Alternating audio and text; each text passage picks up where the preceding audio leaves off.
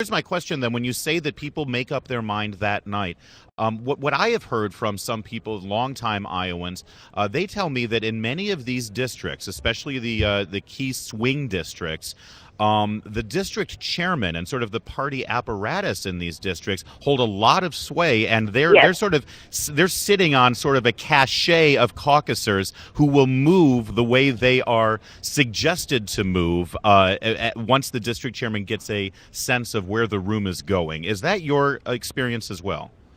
Absolutely. And that's why folks can't predict these things, because, it is very local, and these, they have that bit of, the party still matters in Iowa. In some states, maybe not as much, but in Iowa, it really does. I mean, and if this is like, hey, buddy, I need your help here with this candidate. He's going to do this for agriculture. He's going to do that for business. Yeah. I need you. I need your vote. Well, you know what? That's his buddy, Ted, and he may go ahead and go with Ted because it helps Ted in his position, and then Ted can help him get the goodies later. I mean, it just is what it is. I mean, it's a very local game, and it's not the way it is with everyone. Well, yeah, that's politics, kind of thing does sure. happen. So let's speculate a little bit here, because I've sensed from some of the party apparatus in Iowa that there's some grave concern about Ron Paul showing very well in the caucuses here, because there's concern, frankly, that Iowa will caucus itself into oblivion, and the party will say, listen, if Ron Paul is what Iowa picks for us, or gives Ron Paul this kind of prominence, maybe Iowa shouldn't be first in the nation for our party next time around. And we know that the Iowa caucuses are important to this state and to the economy. Is it possible that the party apparatus here could be silently asking those district chairmen to start swaying some important caucus members over to the anti-Paul side, which may end up being Santorum being the beneficiary of that? Is that, and again, we're just speculating, but do you see a scenario like that happening? No, I'm not speculating. I've talked to the party officials. I know they were concerned about it because, that takes away their significance. In Iowa, they want to keep number one in the nation. And then if you, nominate someone who doesn't have a snowball's chance, that's not good for them. And they know that. So now they're like, all right, you know what, let's cut the you-know-what, and let's get to the real issue here. Our relevance is important. The country's relevance is important. Ron Paul doesn't do us any good in Iowa, doesn't do the country any good. We'll never get there. So let's figure out what we need to do. So, yeah, those conversations I know for a fact are going on. So, yeah, you are very right and astute to realize that. Where do you think, from a practical point of view, where do you think Republican establishment types would direct those votes to go? Would it be to a Rick Santorum, or would it be more to an establishment figure like a Mitt Romney? Steve, I just think it's a huge struggle right now, because I've talked to both types. They're like, we think Romney, we want Iowa to pick the winner, and we think Romney would be the winner. But it's like, but Santorum's worked so hard, and he came to my church, and he came to my diner, and I really like him, and we think he represents Iowa. So there's a real split there. So they are concerned about the Ron Paul thing, because if they split that, Ron Paul could be number one, and they really, really don't want Ron Paul to win.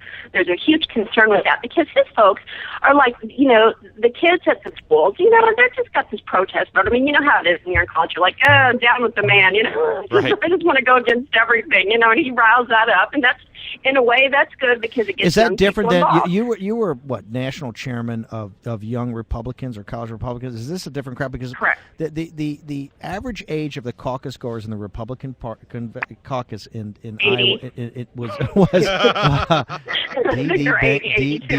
Dee Dee Benkie. Wow. Actually, that number is 60. So the jailbait is 50. Right? I'll be honest with you. I saw some video from last year's caucuses. I think the average age was dead. I'm sorry, that's terrible. Well, yeah, you get it. So everyone's probably going to know a lot of those Ron Paul people coming in, because they'll be coming from schools, and they're going to be.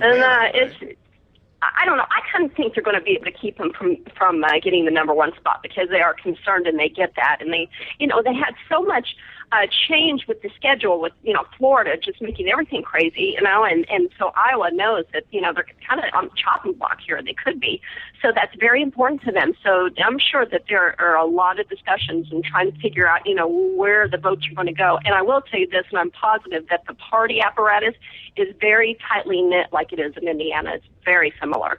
So they're trying to figure it out right now. I mean, between Romney and Santorum and how they deal with the Paul bots. And, they're not going to want him to get number one. It's very bad for Iowa. It's terrible for Iowa. In fact, if he wins, the biggest loser is absolutely Iowa. So I hope for my friends at the Iowa GOP, I hope that doesn't happen. Yeah, I just want to make sure we're getting this right, because you're talking about what is a modern smoke-filled room. I mean, in a new Right. way, but out in the open. And out in the open, it's so. Well, the smoke's the barbecue smoke and the hot dogs and that sort of thing. I mean, but yeah, that's what's going on. So do you? And it needs to for them to survive, for Iowa to survive. I mean, they get that. I mean, who knows what can happen next time? So they don't want Ron Paul to be their nominee. I mean, why in the world? I mean, of course they don't want Ron Paul to be the person that comes out of Iowa, somebody who doesn't care if Iran builds a bomb. I mean, give me a break. That is not what Iowa is all about at all. So yeah, they have a fear of that. So they're trying to figure all that out. I mean, the matrix of the Iowa GOP and those caucus chairmen and the county chairman and the precinct chairman, they're all trying to figure it out right now. So I think it'll be a late night tonight. I want to. We're going to come back to the overall what the Ron Paul, the meaning is on the whole primary. But let's stick with Iowa for a second.